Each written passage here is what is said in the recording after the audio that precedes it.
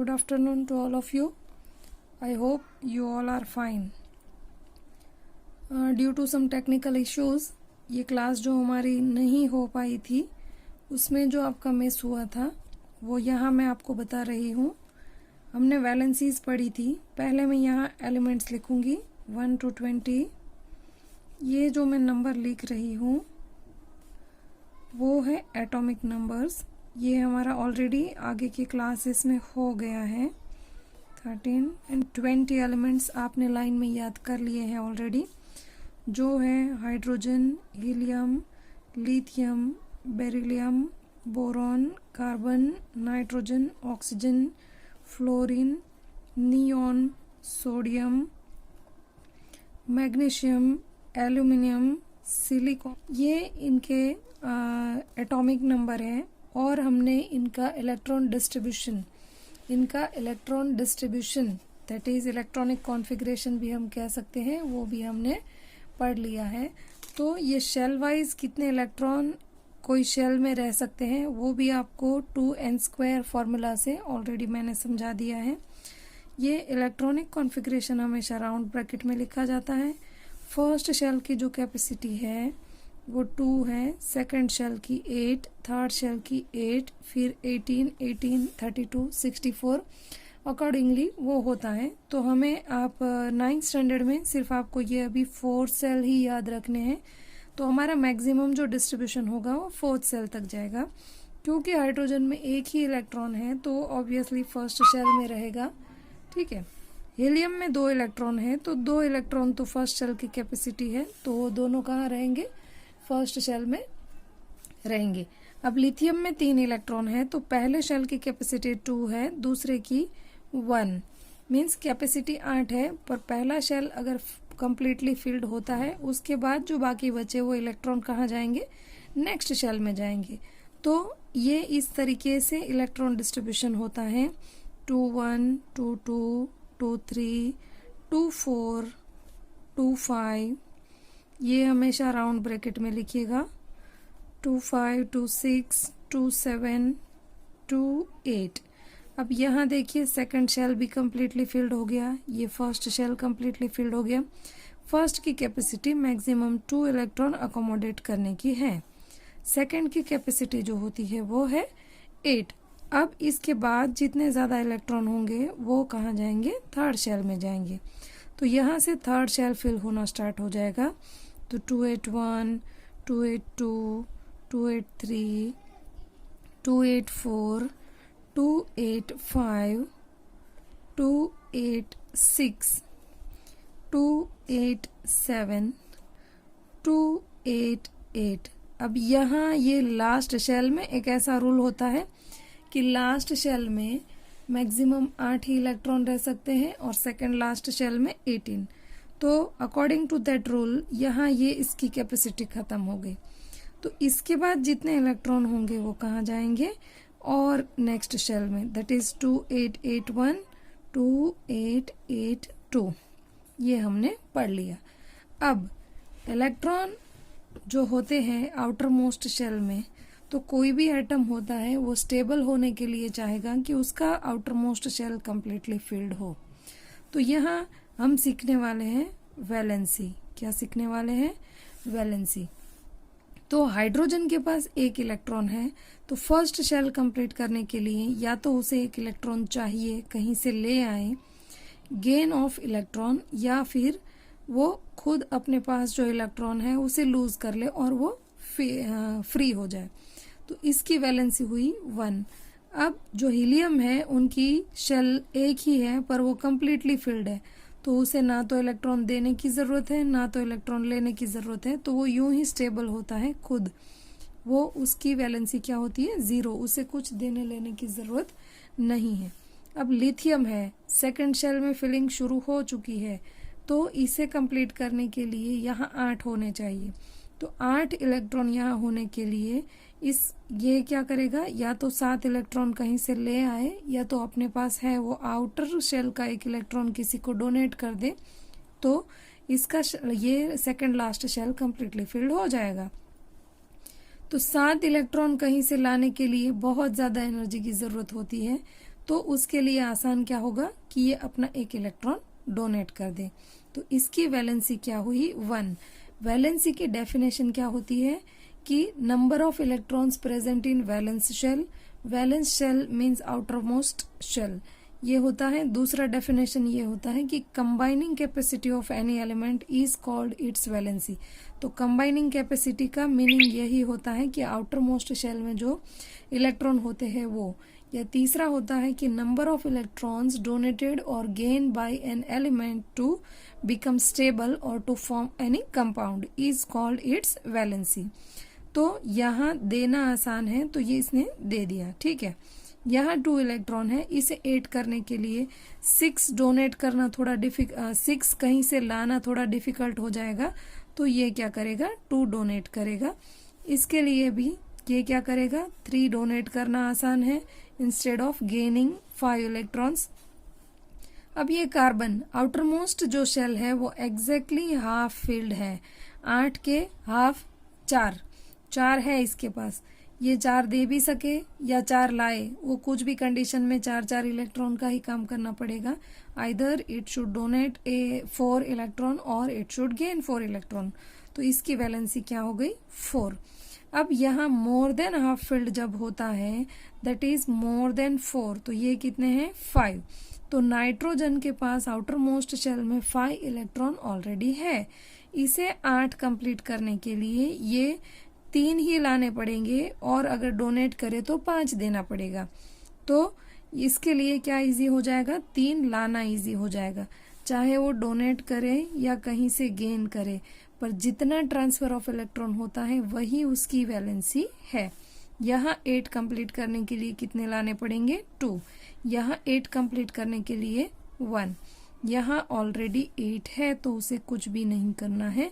तो इसकी वैलेंसी कितनी हो गई नियॉन की 0। तो ये अगर आप ध्यान से देखें तो यहाँ एक पैटर्न बनता है 1 0 1 2 3 4 till 4 it will go on increasing. 4 के बाद फिर डिक्रीज होता है 0, उसके बाद फिर से 1 से 4 इंक्रीज होगा, मीन्स 1 0 1 2 3 4 3 2 1 0 1 2 3 4 4 3 2 1 0। Getting the thing.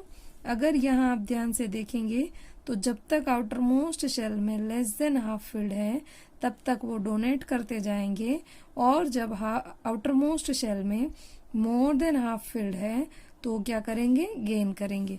और ये जो एलिमेंट है जहाँ outermost shell completely filled है वो क्या करेंगे, वो ना ही तो डोनेट करेंगे और ना ही तो गेन करेंगे, ये तो सीधा अपने आप ही स्टेबल है।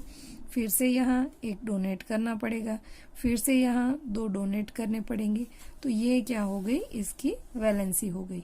अगर आपको 1 to 20 एलिमेंट्स लाइन में याद है और वैलेंसी का पैटर्न अगर आप ये याद रखते हो 20 तक 1 0 1 2 3 4 3 2 1 0 1 2 3 4 3 2 1 0, ये अगर आप पैटर्न याद रखेंगे तो आपको वैलेंसी याद हो जाएगी। ये हो गया वैलेंसी। वैलेंसी के 3 डेफिनेशन जो है वो भी याद रखना कि number of electrons present in valence shell is called valency of that element, या combining capacity of any element is called its valency, या तीसरा definition number of electrons donated और gain by any element to form a stable compound और to become stable is called its valency. तो ये हो गया हमारा वैलेंसी। अब आपको एक स्टेटमेंट और याद रखना है कि donors are positive and beggars are negative. ये कैसे होता है ये बताती हूँ। एटम एज अ होल, खुद पूरा एटम का अगर हम स्ट्रक्चर देखें तो सेंटर में दैट इज न्यूक्लियस में होते हैं न्यूट्रॉन एंड प्रोटॉन। न्यूट्रॉन पे कोई चार्ज नहीं होता पर प्रोटॉन पे क्या होता है पॉजिटिव चार्ज होता है, और उसके आसपास जो इलेक्ट्रॉन रिवॉल्व कर रहे हैं उसका क्या होता है नेगेटिव चार्ज होता है। तो number of proton is always equal to number of electron. Proton और इलेक्ट्रॉन की जो नंबर्स होते हैं वो हर एक एटम में सेम होते हैं।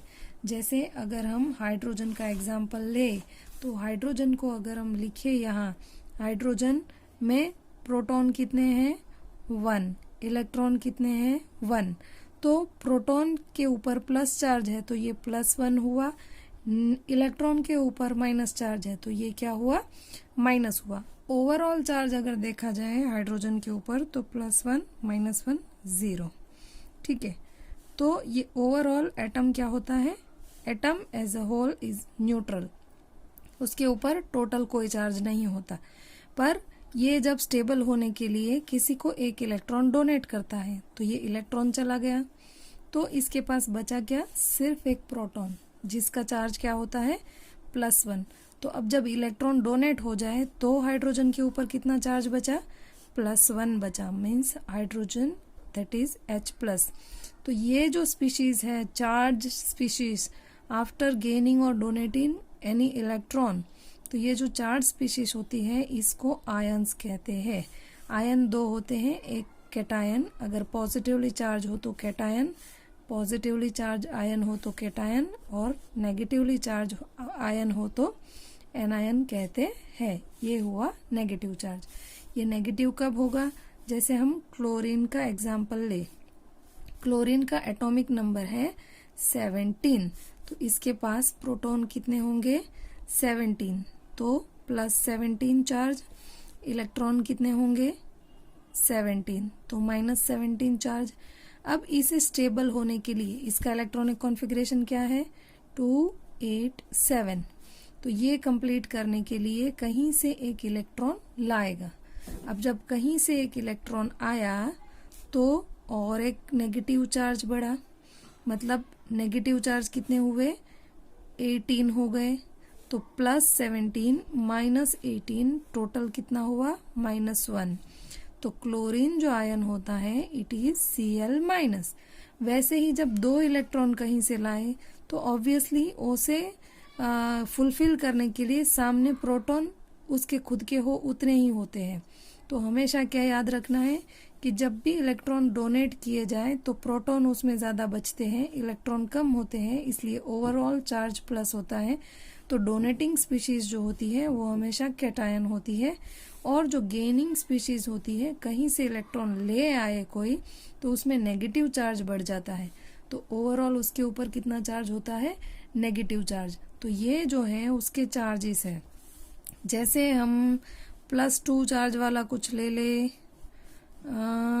सोडियम जो होगा वो 281 है, तो ये डोनेट करेगा, तो डोनर्स आर ऑलवेज पॉजिटिव, तो ये क्या हुआ डोनेटिंग स्पीशीज। फिर मैग्नीशियम है तो ये 282, तो 2 डोनेट करेगा, तो कितने ज़्यादा चार्जेस उसके पास बचेंगे Mg+2।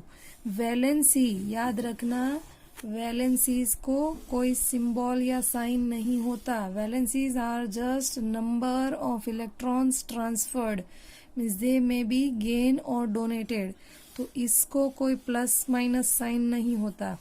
पर चार्जेस में प्लस माइनस साइन होता है। अगर इलेक्ट्रॉन डोनेट किए जाते हैं तो वो पॉजिटिवली चार्ज्ड आयन है, जितने इलेक्ट्रॉन डोनेट करे उतने पॉजिटिव चार्ज उसके ऊपर होते हैं। एक डोनेट किया तो +1, 2 डोनेट किया तो +2, अगर एल्यूमिनियम होगा तो +3। ये सारे जो पॉजिटिवली चार्ज आयन हैं उसे कैटायन कहते हैं, और जब भी कोई इलेक्ट्रॉन गेन करता है तो उसके ऊपर नेगेटिव चार्ज होता है, क्योंकि नंबर ऑफ इलेक्ट्रॉन्स उसमें बढ़ गए, ओवरऑल नेगेटिव चार्ज उसके ऊपर बढ़ गया, वो उसे कहते हैं एनायन। वो चार्ज भी -1, -2, -3 कुछ भी हो सकता है अकॉर्डिंग टू द वैलेंसी। तो अब हम जो आज नया सीखने वाले हैं या सीखा है इस क्लास में वो ये था कि केमिकल फॉर्मूले। क्या सीखा हमने, केमिकल फॉर्मूले ऑफ कंपाउंड्स। तो ये लिखने का एक तरीका होता है और उसी सिस्टम से हम लिखेंगे।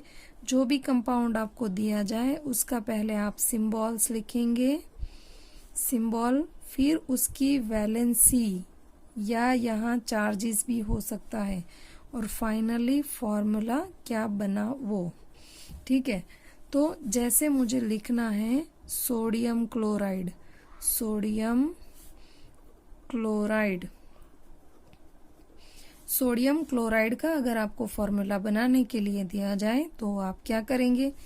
ये हमेशा पॉजिटिव पार्ट फर्स्ट लिखा जाता है, नेगेटिव पार्ट बाद में लिखा जाता है। पॉजिटिव जो पार्ट होता है वो एलिमेंट का जो नाम हो वो एज इट इज लिखा जाएगा, जैसे सोडियम, हाइड्रोजन, मैग्नीशियम, ये नाम वैसे ही आएंगे। और ये जो नाम होगा वो आयोनिक नाम होगा, मीन्स आयन का नाम होगा, एलिमेंट का नाम नहीं होगा। जैसे ये क्लोरीन है पर उसका आयन क्या होता है? Chloride ion. अगर यहाँ ब्रोमाइड हो, आयोडाइड हो, जो नेगेटिव पार्ट है उसका आयोनिक नेम और पॉजिटिव पार्ट है वो एलिमेंट का जो नाम है वो एज इट इज रहेगा। तो पहले इन दोनों के हम सिंबल्स लिखेंगे। सोडियम का सिंबल Na, क्लोरीन का सिंबल Cl, ठीक है। फिर दोनों की वैलेंसी लिखेंगे।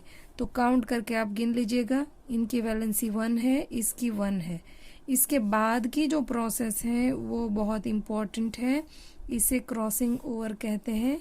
इसे क्रॉस ओवर करेंगे तो आपको फॉर्मूला मिल जाएगा, इतने नंबर ऑफ इसके एटम और इतने नंबर ऑफ इसके एटम। जैसे कंबाइनिंग स्पीशीज की जो वैलेंसी होती है वो उस स्पीशीज का नंबर आएगा। तो सोडियम अगर क्लोराइड के साथ, मीन्स ये इसके साथ कंबाइन हो रहा है तो ये तो दोनों 1-1 है, तो जनरली हम 1 हो तो नहीं लिखते हैं। तो फॉर्मूला क्या बना? NaCl। ये हुआ आपका common salt sodium chloride. Suppose इसकी जगह मुझे मैग्नीशियम क्लोराइड लिखना है। क्या लिखना है? Magnesium chloride. तो यही सिस्टम से मैं लिखूंगी, यहाँ symbol, valency and formula. Symbol magnesium का क्या है? Mg। Cl का क्या है? 1। Mg की वैलेंसी 2, क्लोरीन की 1। जिसकी जो वैलेंसी है उसके नीचे लिखनी है, पर उसके बाद हमें क्रॉस ओवर करना है। तो Mg यहाँ लिखा जाएगा Mg1, तो 1 में नहीं लिखूंगी बट Cl2। तो सोडियम क्लोराइड में दोनों 1-1 है, NaCl, पर Mg में क्लोरीन कितने चाहिए? 2। अगर यही चीज मैं ऐसे लिखती हूँ एल्यूमिनियम क्लोराइड, क्या लिखती हूँ? एल्यूमिनियम क्लोराइड, तो फिर से यहाँ कौन सा पैटर्न होगा? सिंबल, यहाँ वैलेंसी की जगह आप चार्ज भी लिख सकते हो, और यहाँ हुआ आपका फॉर्मूला। हर एक बुक में अलग अलग दिया है but both the way it is correct. पर चार्ज में आपको याद रखना पड़ेगा कि प्लस कौन है, माइनस कौन है। उससे अच्छा है कि आप वैलेंसी लिखिए, इसके साथ आपको कोई साइन लिखने की जरूरत नहीं है। तो aluminium is Al, chlorine again Cl।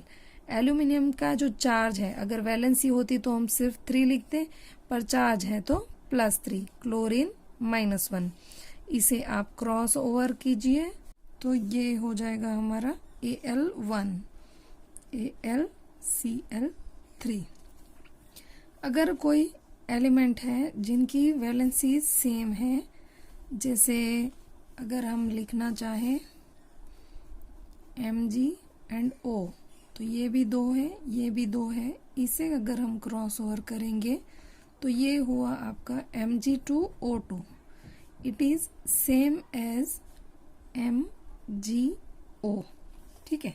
इस हिसाब से आप फॉर्मूले बना सकते हैं। वैलेंसीज आपको पता होनी चाहिए, या उसके ऊपर चार्जेस क्या है वो पता होने चाहिए, ठीक है।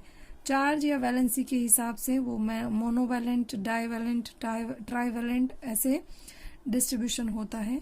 तो मैंने क्लास में प्रैक्टिस के लिए ये कुछ फॉर्मूले दिए थे, नेम दिए थे, जिससे आपको फॉर्मूले बनाने हैं।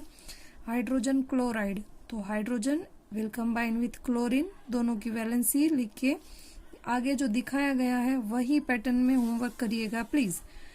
और कोई ऐसे कैटायन या एनायन है जो 1 to 20 के बीच में नहीं है और आपको उनके चार्जेस नहीं पता है, तो आप यहाँ से ये देख सकते हैं, ये मोनोवैलेंट है, जिसके ऊपर मोनोवैलेंट, डाईवैलेंट, ट्राईवैलेंट ऐसे होते हैं कैटायन। प्लस चार्जेस भी 1 to 3 या उससे ज़्यादा 4 हो सकता है, और माइनस चार्जेस एनायन में भी मोनोवैलेंट, बाईवैलेंट, ट्राईवैलेंट हो सकते हैं। तो ये जो इतने हैं जैसे आपको अगर कॉपर क्लोराइड कहा जाए तो CO+1, ठीक है, CO की 2 वैलेंसी होती है, +1 एंड +2। आयरन की भी 2 वैलेंसी होती है, +2 +3, ये हम क्लास में पढ़ेंगे। एल्यूमिनियम की यहाँ +3 है, क्लोरीन की 1 है। कैल्शियम क्लोराइड अगर दिया जाए तो +2, Ba+2, ये जितने चार्जेस हैं उसमें से आप साइन हटा दो तो आपको वैलेंसी पता चल जाएगी। तो ये आप लिख सकते हो, इसका एक रिकॉर्ड रख सकते हो और याद कर सकते हो। तो फिर आपको कोई भी कंपाउंड अगर बनाने के लिए दिया जाए तो आप कोई भी फॉर्मूला आसानी से बना सकते हो। नेक्स्ट जो है वो यहाँ ये चार्जेस मीन्स एनायन में भी मोनोवैलेंट, बाइवैलेंट, ट्राइवैलेंट होते हैं। जैसे क्लोरीन, ब्रोमीन, आयोडीन, -1 -1 फिर हाइड्रोक्साइड, ये OH पूरा ग्रुप है उसको हाइड्रोक्साइड ग्रुप कहते हैं। और ओवरऑल ब्रैकेट के ऊपर चार्ज लगेगा -1। नाइट्रेट इज NO3, जैसे आपको अगर पोटेशियम नाइट्रेट कहा जाए तो पोटेशियम में सिर्फ K लगेगा, nitrate NO3, potassium is K+1, nitrate NO3 -1, तो KNO3 फॉर्मूला हो गया। ठीक है, वैसे ही ये सारे ग्रुप्स होते हैं, उसमें से कुछ हैं जो आपको याद रखने हैं। जैसे ये हाइड्रोक्साइड ग्रुप याद रखना है, फिर आपको ये नाइट्रेट ग्रुप याद रखना है, फिर आपको ये सल्फाइड याद रखना है, ऑक्साइड याद रखना है, कार्बोनेट भी याद रखना है -2, सल्फेट याद रखना है -2। बस इससे ज़्यादा जनरली कोई फॉर्मूला बनाने के लिए आपके पोर्शन में नहीं आएगा। ठीक है, तो इस तरीके से हम फॉर्मूले बना सकते हैं। ये लेक्चर में हमारा इतना ही हुआ था, आगे और पढ़ेंगे। That's all for the day. Have a nice day to all of you. Take care, bye bye.